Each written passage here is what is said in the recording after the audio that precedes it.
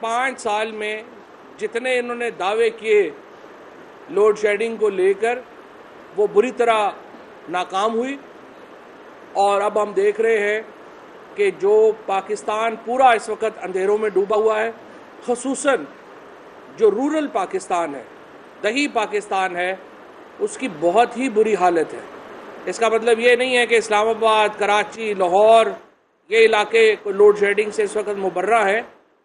यहाँ पर भी एक क़यामत का मंजर है और बदकिस्मती है कि 5 साल झूठे वादे, झूठे दावे और झूठे लोग पाकिस्तान के ऊपर मुसल्लत रहे और आज पाकिस्तान दोबारा उसी क्राइसिस का शिकार है।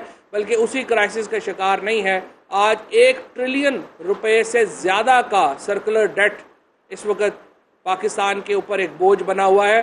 जब ये नवाज शरीफ ने हुकूमत संभाली थी, उस वक़्त तकरीबन 350 अरब रुपए का सर्कुलर डेट था, 356 अरब रुपया के करीब, जो बाद में 400 अरब रुपया का हुआ।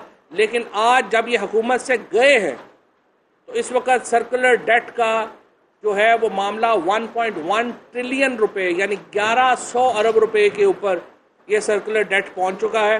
और इसका कोई हल किसी के पास अभी जो है वो नहीं है कि इतने बड़ा ये जो डेट छोड़ के गए हैं इसका क्या बनेगा।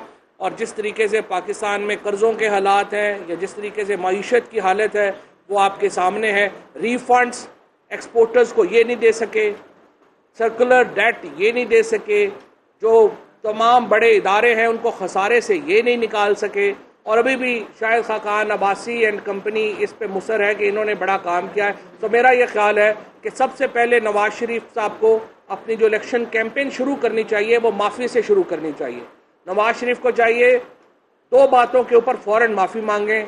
एक ये, जो उन्होंने एस्टैब्लिशमेंट का सहारा लिया माजी में ख़ुद को सियासत में लाने के लिए, असगर खान केस में उसके सबूत मौजूद हैं। और दूसरा, जो उन्होंने झूठे वादे किए पिछले 5 सालों में, और शहबाज शरीफ साहब को भी इसके ऊपर माफ़ी मांगनी चाहिए। उन्होंने खुद कहा था उनका नाम बदल दें। अब इंशाल्लाह पोल हमें चाहिए, पोल कराते हैं, इलेक्शन से पहले उनका नाम बदलना है या इलेक्शन के बाद उनका नाम बदलना है, लेकिन बहरहाल नाम उनको चाहिए कि खुद ही अपना नाम जो है वो शहबाज से शबाना रख लें या जो भी रखना चाहते हैं वो रख लें। दूसरी बात जिसके ऊपर मैं आज वजाहत देना चाहता हूँ वो फॉर्म्स का है। इलेक्शन कमीशन के जो फॉर्म्स का मामला है उसकी बात मैं करना चाहता हूँ। जो जब ये फॉर्म्स की तब्दीली हुई, पीटीआई उस कमेटी का हिस्सा नहीं थी। इलेक्टोरल रिफॉर्म्स के बाद जब पता चला कि इन्होंने फॉर्म्स में तब्दीली की है तो पाकिस्तान तहरीक-ए-इंसाफ ने इसके ऊपर शदीद एहतजाज किया। हमने कौमी असम्बली से वॉकआउट किया और फाइनल ड्राफ्ट बिल के ऊपर पीटीआई के दस्तखत मौजूद नहीं है। और हमने उस वक़्त भी हर मुमकिन तरीके से ये आवाज़ उठाई कि जो फॉर्म्स में तब्दीली की गई है ये दरअसल चोरों डाकुओं को बचाने के लिए की गई है और इसकी हमने शदीद मजम्मत की। इसके बाद सेनेट में आज़म सवाती साहब ने, जो हमारे लीडर ऑफ द हाउस हैं सेनेट में, उन्होंने तरमीमी बिल पेश किया जिसको मुस्लिम लीग नून और पीपल्स पार्टी ने मिल कर के डिफीट किया और वो बिल पास नहीं हो सका। अब यहाँ पर जो सिचुएशन एक बनी है, चीफ जस्टिस पाकिस्तान बारहा ये बात कर चुके हैं कि इंतखाबात में किसी किस्म की कोई ताख़ीर जो है वो बर्दाश्त नहीं की जाएगी। चीफ जस्टिस साहब के इस बयान के ऊपर तमाम ही सियासी जमातें उनकी मज़ासराई करती हैं, उनकी तारीफ़ करती हैं। और चीफ जस्टिस ने जो जमहूरियत और आइन के लिए जो ये पोजीशन अपनी वाज़े की है, यकीनी तौर के ऊपर वो काबिल तारीफ़ है। अदलिया ने जिस तरीके से पाकिस्तान के आइन को सरखुरू किया है उसके ऊपर पूरी कौम पाकिस्तान की अदलिया की मद्दा है। लेकिन इस बात को यकीनी बनाने के लिए कि चोर डाकू लुटेरे असम्बलियों में ना पहुंचे, हमारी तजवीज़ ये है कि इलेक्शन कमीशन एडिशनल जो इंफॉर्मेशन है उसको इन कागज़ात की, उन उम्मीदवारों के कागज़ात जो फाइनल मंजूर होते हैं उनको हदायत करे कि एडिशनल इंफॉर्मेशन इलेक्शन कमीशन को जमा करवाई जाए, ताकि मीडिया को, पाकिस्तान के लोगों को, पाकिस्तान के वोटर्स को वो इंफॉर्मेशन मुयस्सर हो। आप अपना इलेक्शन शेड्यूल जारी रखें, लेकिन एडिशनल फॉर्म्स जो हैं वो प्रिंट करवाएं और 29 तारीख तक आप वो इंफॉर्मेशन जो है वो भी इलेक्शन कमीशन ले ले। ये हमारी तजवीज़ है, ताकि इंतखाबात में ताख़ीर भी ना हो और जो इंफॉर्मेशन चाहिए वो इंफॉर्मेशन भी हमें मिल सके। इसके ऊपर भी अहम था कि हम अपना नुक्ता नज़र पेश कर पाते। तीसरी इम्पॉर्टेंट बात जिसके ऊपर ज़्यादा टेलीविज़न के ऊपर बात हो रही है, बात हम नहीं करना चाहते थे उसके ऊपर बतौर जमात, वो है रेहाम खान की एक किताब का जो तज़किरा और बात हो रही है। इमरान खान का एक प्रॉब्लम है, पीटीआई का एक प्रॉब्लम है। इमरान खान का कुत्ता शेरू भी मीडिया के ऊपर एक सेलिब्रिटी है। उनकी सोशल मीडिया पे शेरू की तस्वीरें चलती हैं, मीडिया के ऊपर खबरें चलती हैं कि निकाल दिया या रख लिया या कर लिया। तो इमरान खान का कुत्ता भी उनसे एफिलिएशन की वजह से मशहूर है। तो अब उनके साथ जो लोग एफिलिएट हो जाए, जैसे रेहाम खान हो गई थी, उन्होंने भी मशहूर होना था, जाहिर है। उन्होंने 3 दिन से जो एक तमाशा चल रहा है सोशल मीडिया के ऊपर, रात को उसके ऊपर 2-3 टेलीविजन शोज भी हो गए। पैमरा वैसे सो रहा है, मैंने रात को फ़ोन भी करने की कोशिश की चेयरमैन पैमरा को, और आज मैंने दोबारा उनसे कहा कि आप अगर नींद से जाग जाएं और थोड़ा बहुत अपना काम भी देख लें कि किस तरह से गॉसिप के ऊपर जो है वो टेलीविजन शोज भी हो रहे हैं। 3 दिन हो गए हैं, हम इस पे बात नहीं करना चाह रहे थे, और मुझे उम्मीद थी कि रेहाम खान खुद तरदीद करेंगी कि ये जो उनकी किताब के हवाले से कंटेंट चल रहा है जो बिल्कुल घटिया है, बकवास है, वाहियात है, पाकिस्तान की फैमिली वैल्यूज़ के ख़िलाफ़ है। तहरीक इंसाफ वो वाहिद पार्टी है जिसने 2013-14 के अपने मंशूर में लिखा कि हम फैमिली को एज ए यूनिट प्रोटेक्ट करेंगे, हम फैमिली की इक़दार पे यकीन रखने वाले लोग हैं। लेकिन बदकिस्मती से आज तक रेहाम खान ने अपनी इस किताब के उस कंटेंट से तरदीद नहीं की, बल्कि रात को मैं देख रहा था शाहजेब खानज़ादा साहब ने एक से ज़्यादा बार उनसे ये क्वेरी की, ये सवाल किया कि आप इसका तरदीद करती हैं या नहीं करती। लेकिन सवाल गंदम, जवाब चना करके वो इधर उधर निकल गई। अब वो चाहती क्या है, इस पर ज़रा गौर करने की ज़रूरत है। उनकी डाइवोर्स को तो 3 साल हो गए हैं। इलेक्शन से 60-65 दिन पहले ये जो छुर्लियाँ छोड़ी गई, या ये जो कंटेंट आया, या ये जो किताब आ रही है, ये इलेक्शन से 60 दिन पहले क्यों आ रही है? मैं आपको पीछे लेके जाना चाहता हूँ। बेनज़ीर भुट्टो शहीद 1986 में पाकिस्तान आई। 1987 में उस वक़्त मॉडल टाउन होता था, रायगढ़ नहीं होता था। मॉडल टाउन में सेल बनाया गया।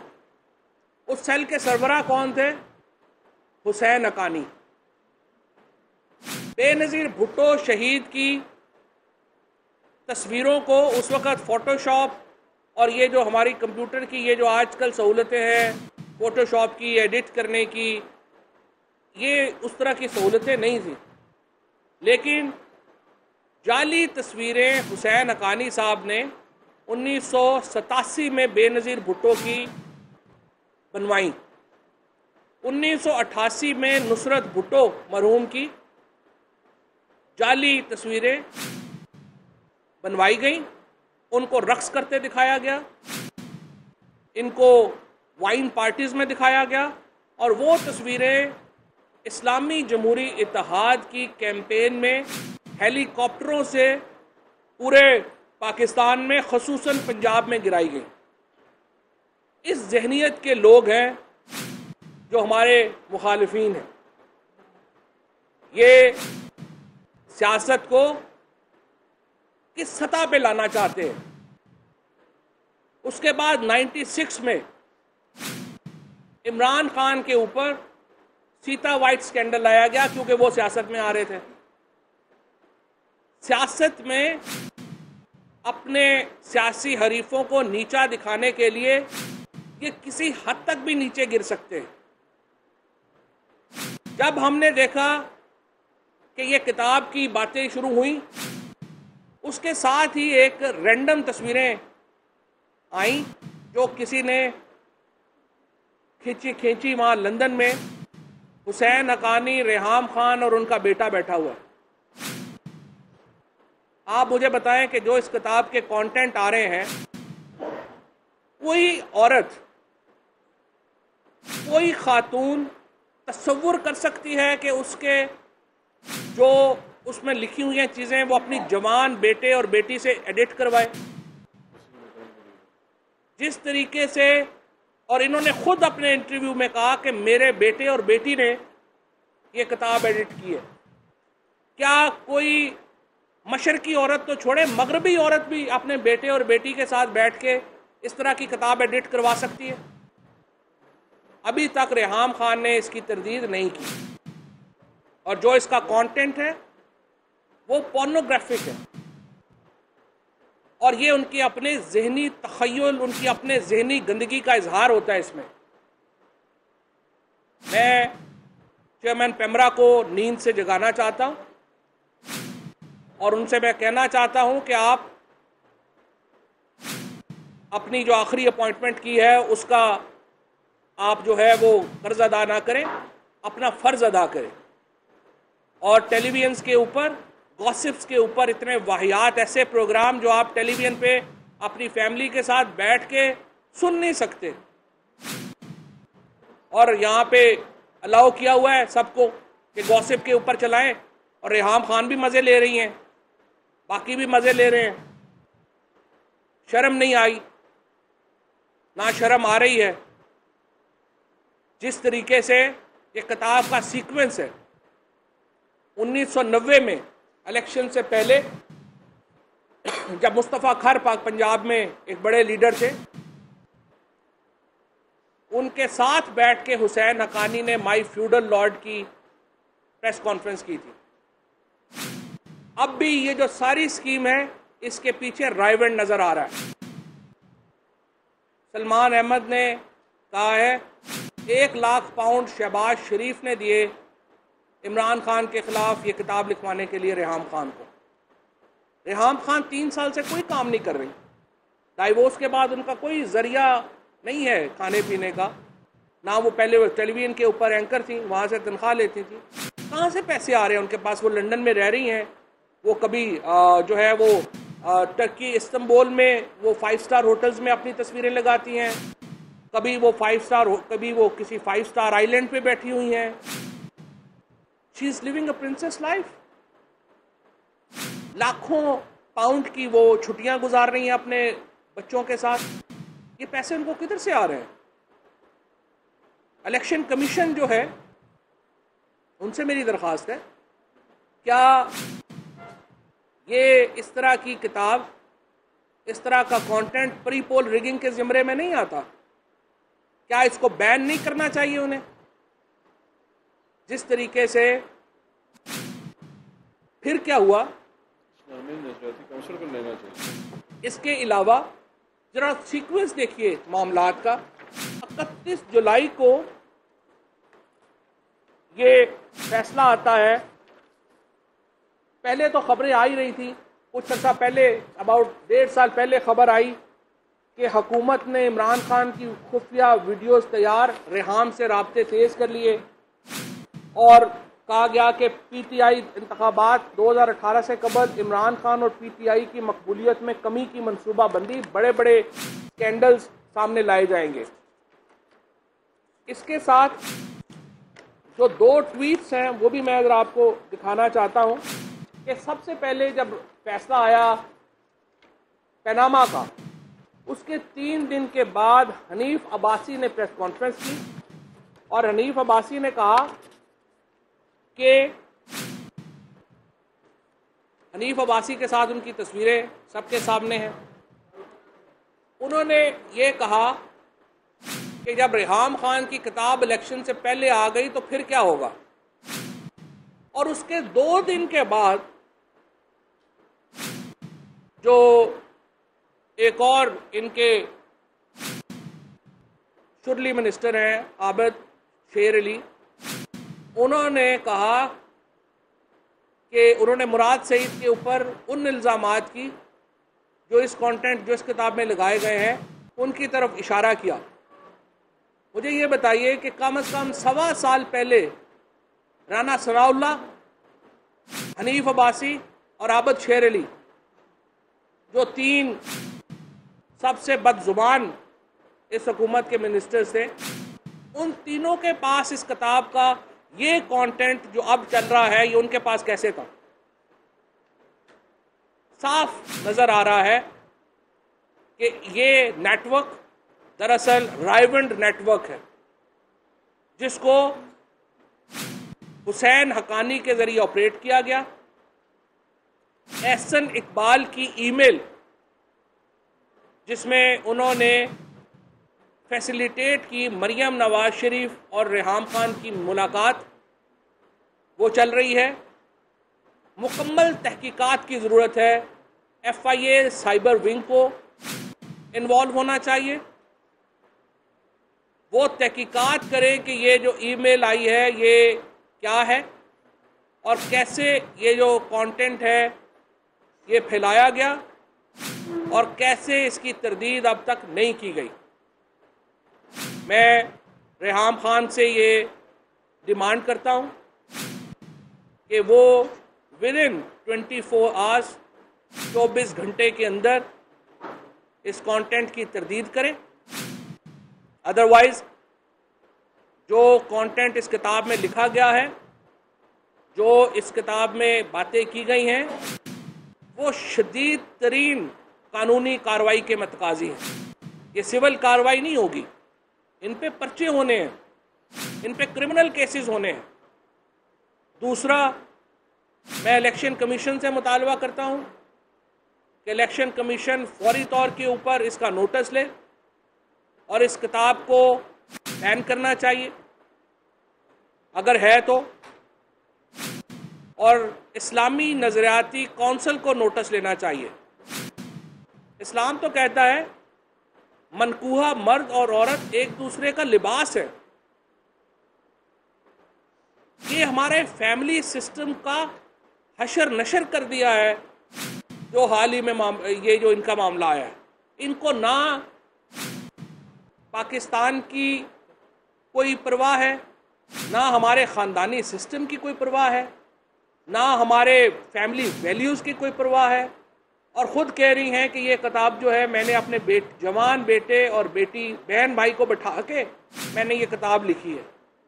इससे तो अंदाज़ा होता है कि आप कितनी पस्त इक़्तिदार की मालिक हैं। जो तमाम इसमें बकवास लिखी गई है उसके ऊपर फौरी तौर के ऊपर उनको माफ़ी मांगनी चाहिए। अदरवाइज़ पाकिस्तान तहरीक इंसाफ का हमारा यह हक है कि हम इंशाअल्लाह इसके ऊपर भरपूर कानूनी कार्रवाई, कानूनी चाराजोई जो है वो करेंगे।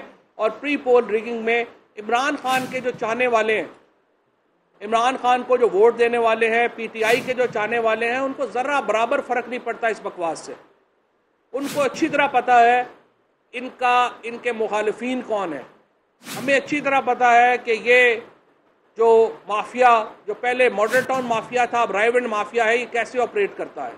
तो तहरीक इंसाफ की ख़वातीन पहले जिस तरीके से इन्होंने पाकिस्तान तहरीक इंसाफ के जलसों में शिरकत करने वाली ख़वातीन को निशाना बनाया, उसी सीक्वेंस में अब ये इमरान खान को निशाना बना रहे हैं और आला क़यादत को निशाना बना रहे हैं। इसको पाकिस्तान की ख़वातीन को, पाकिस्तान तहरीक इंसाफ के वोटर को पाकिस्तान तहरीक इंसाफ के सिंपथाइज़र को इस तमाम बकवास से कुछ फ़र्क नहीं पड़ता। और हम इंशाअल्लाह ताला, अब फिर मैं रेहाम खान को कहता हूँ कि फौरी तौर के ऊपर इस कंटेंट की तरदीद करें और माफ़ी मांगें इसको फैलाने से, और इसके बाद जो है वो अदरवाइज वो कानूनी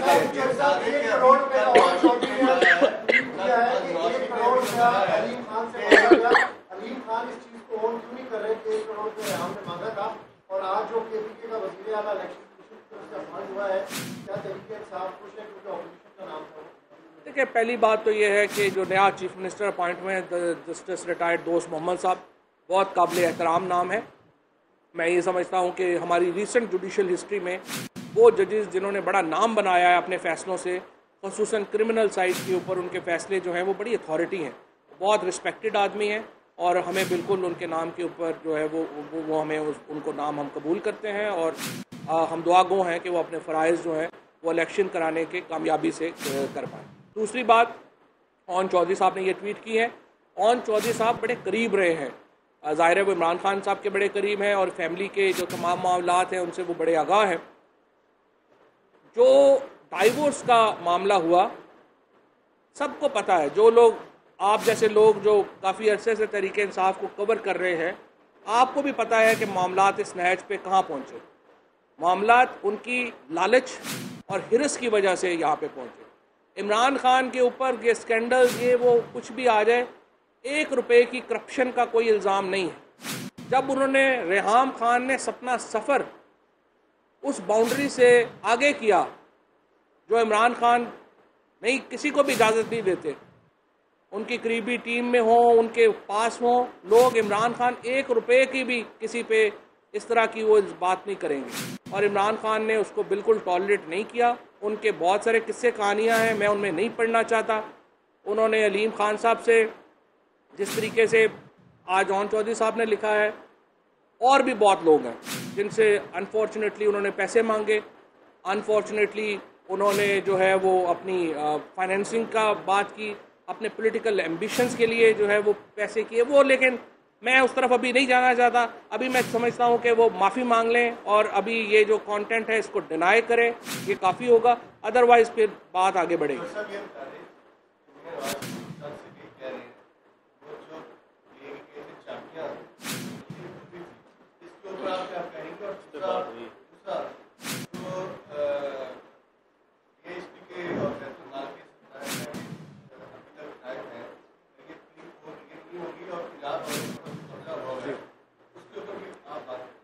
पहली बात तो ये है, मैं इलेक्शन कमीशन को मैंने लेटर लिखा और इलेक्शन कमीशन की तवज्जो मैंने दिलाई कि आखिरी हफ्ते में की अपॉइंटमेंट्स की हैं इन्होंने। एडवोकेट जनरल पंजाब लगाया है, चेयरमैन पैमरा लगा दिया है, चेयरमैन हायर एजुकेशन लगा दिया है, ये सब कुछ आखिरी हफ्ते में याद आया है, चेयरमैन PIA लगा दिया है।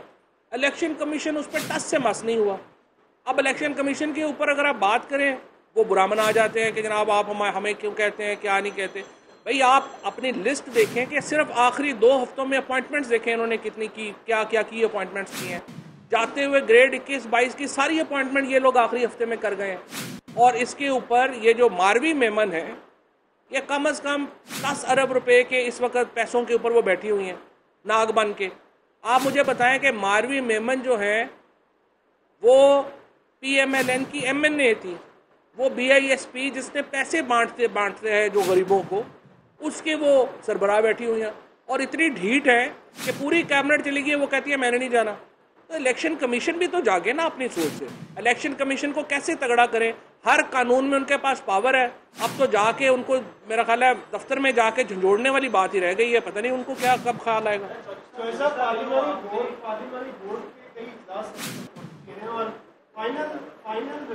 जी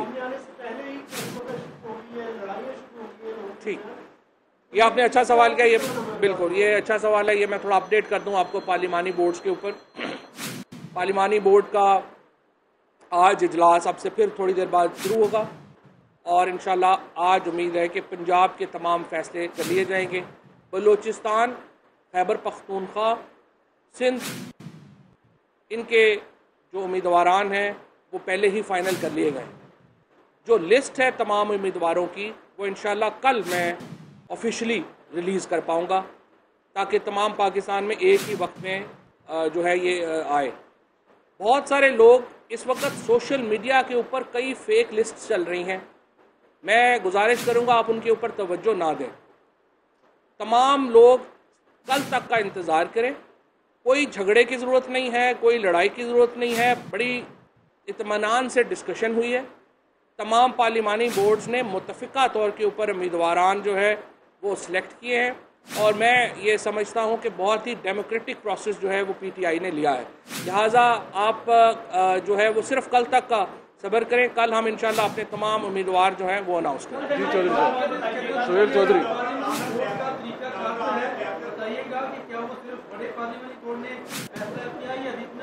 सुहेल चौधरी के सवाल है। देखिए, बात यह है कि जो तरीकाकार ये किया गया था कि पहले तो मैं आपको बताऊं कि तकरीबन 4400 एप्लीकेशंस हमें आई हैं, 1000 के करीब हमने टिकट देने हैं। तो ये 1 to 4, अब 4400 लोगों का इंटरव्यू खान साहब नहीं कर सकते थे। लिहाजा तरीकाकार ये बनाया गया कि रीजन के ऊपर जो लोग हैं वो अपने 3-3 लोग या लोग जो हैं वो अपने बनाएंगे, और उसके मुताबिक जो है वो आगे नाम जो है वो शॉर्ट लिस्ट होंगे। लेकिन पार्लिमानी बोर्ड के मेंबरान जो थे उनको ये राइट दिया गया, इख्तियार दिया गया कि वो लोग जिसको रीजन ने शॉर्ट लिस्ट नहीं किया लेकिन आप समझते हैं कि उनको कंसिडर किया जाना चाहिए, पार्लिमानी बोर्ड जो है उसको नाम उसका डाल सकता था। लिहाजा वो सारा प्रोसेस अब मुकम्मल हो गया है। कल इंशाल्लाह हम लिस्ट जो है वो देंगे।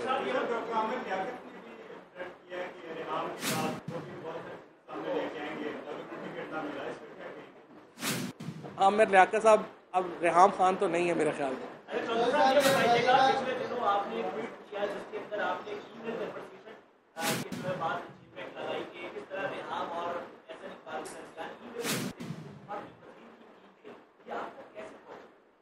देखिए, हम तक नहीं पहुंची है, सोशल मीडिया के ऊपर आई।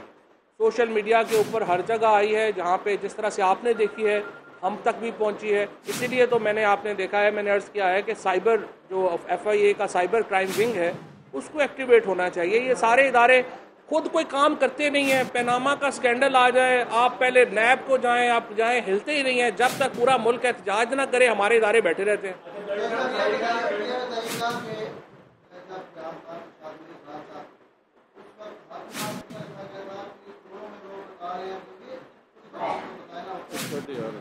नहीं वो ख़त्म भी हो गया। अगली गल करो। शिमाने की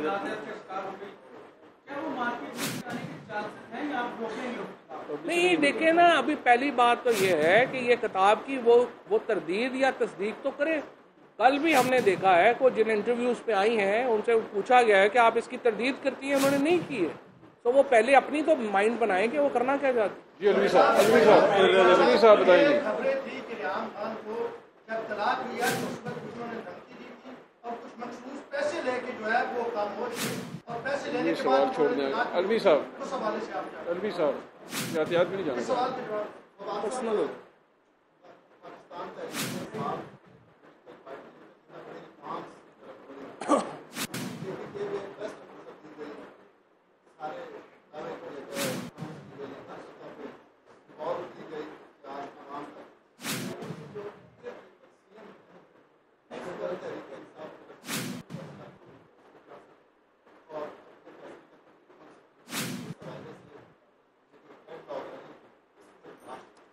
मेरा ये ख्याल है कि एक कॉन्स्टिट्यूशनल प्रोसेस बड़ा कम्प्रीहेंसिव दिया गया है।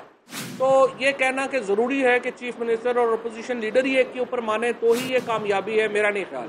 जब आपने कॉन्स्टिट्यूशनल प्रोसेस पूरा दिया है, उसके मुताबिक अमल दरामद हो गया है, तो वो बात ख़त्म हो गई।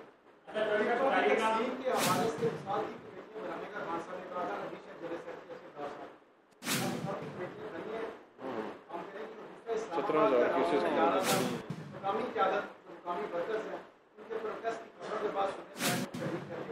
दोबारा बोलिएगा आखिरी साहब।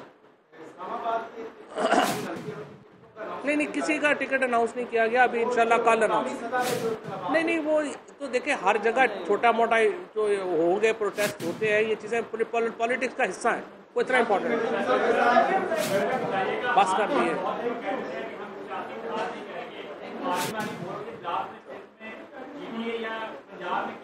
ये पार्लिमानी बोर्ड की खबरें मैं आपको कल दूँ। आप देख रहे थे पाकिस्तान तहरीक के रहनुमाओं की प्रेस कॉन्फ्रेंस जारी थी। फवाद चौधरी ने कहा कि रेहाम खान की किताब पर होने वाली चमगोइयों के हवाले से हम बात नहीं करना चाहते थे, लेकिन मजबूर होकर आज हम बात कर रहे हैं। उन्होंने कहा रेहाम चूंकि इमरान खान से एफिलिएटेड रही हैं, मशहूर तो होना ही था। इस तमाम तर मामले का पैमरा को भी नोटिस लेना चाहिए, इलेक्शन कमीशन को भी इसका नोटिस लेना चाहिए और इसके अलावा इस्लामी नजरियाती काउंसिल को भी इस मामले का नोटिस लेना चाहिए। इन शॉर्ट उनका ये कहना था कि रावन नेटवर्क इस्तेमाल हुआ, हुसैन हकानी के जरिए इसको ऑपरेट किया गया और उन्होंने कहा कि इस तरह का कंटेंट प्री पोल रिगिंग में आता है, इलेक्शन कमीशन को इसका नोटिस लेना चाहिए। सोचने की बात यह भी है कि राना सनाउल्लाह, हनीफ अब्बासी, आबिद शेर अली के पास इस किताब का कंटेंट पहले से कैसे आ गया।